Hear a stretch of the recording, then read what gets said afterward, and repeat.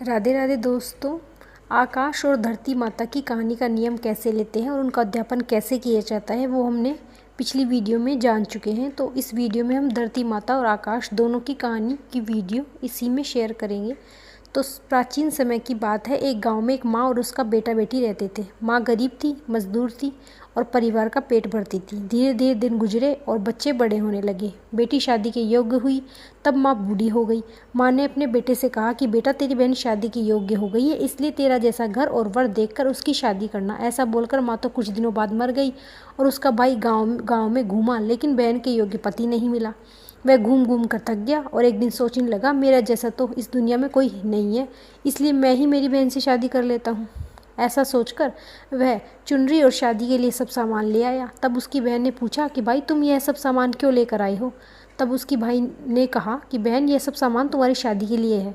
गांव वालों ने बहन से कहा कि तुम्हारा भाई ही तुमसे शादी करने वाला है। तब बहन ने जाकर अपने भाई से पूछा कि भाई, मेरी शादी किससे हो रही है? पर भाई ने कोई जवाब नहीं दिया। तब बहन समझ गई। तब बहन ने एक लोटे में जल लिया और चुनरी ली और चप्पल पहनकर जंगल की तरफ चली गई।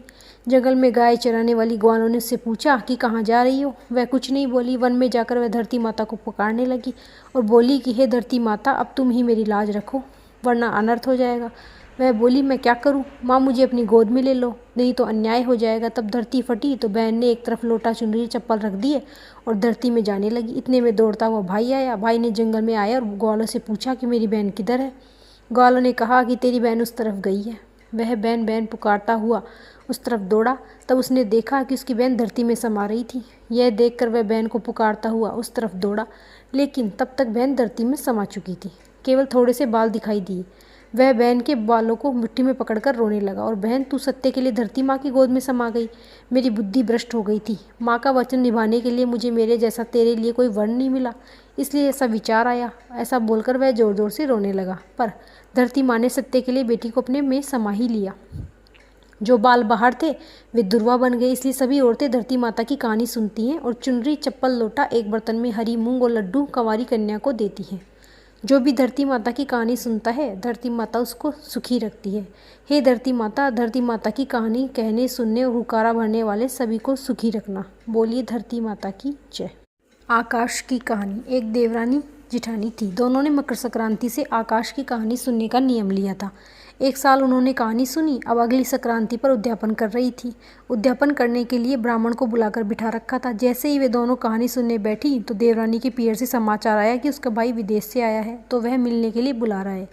देवरानी यह समाचार पाकर इतनी खुश हुई कि वह आकाश की कहानी सुने बिना ही, उद्यापन किए बिना ही ब्राह्मण को बैठा छोड़कर अपने पीहर चली गई। जाते जाते रास्ते में बहुत तेज आंधी तूफान शुरू हुए और बादल गरजने लगे, बिजलियां चमकने लगी और बहुत तेज बारिश आने लगी। जैसे तैसे वह अपने पीहर पहुंची तो उसने देखा कि उसका घर आंधी तूफान में बह चुका। वह बहुत दुखी हुई और रोते रोते सोचने लगी कि अब मैं कहाँ जाऊँ, और फिर रोते रोते जैसे तैसे अपने घर वापस पहुँची तो वहाँ देखा कि जेठानी जी ने तो कहानी सुनकर अपना दान पुण्य देकर उद्यापन पूरा कर लिया। फिर उसने आकाश देवता से प्रार्थना की कि हे आकाश देवता, इंद्र देवता, अब मैं क्या करूं, और रोने लगी। तब जेठानी जी ने कहा कि तुमने अपना उद्यापन बीच में छोड़ा है। कभी भी अपना कोई भी पूजा जब तब उद्यापन कहानी बीच में छोड़कर नहीं जाना चाहिए। और तुम तो निमंत्रण दिए हुए ब्राह्मण को भी बिना भोजन कराए चली गई। तब उसने जेठानी जी से कहा कि जेठानी जी, मुझसे बहुत बड़ी गलती हुई, अब कृपया करके आप मेरा उद्यापन पूरा करवाएं। तब जेठानी जी ने ब्राह्मण को बुलाया और देवरानी की पूरी कथा कहानी सुनकर पूरे विधि विधान से उद्यापन करवाया।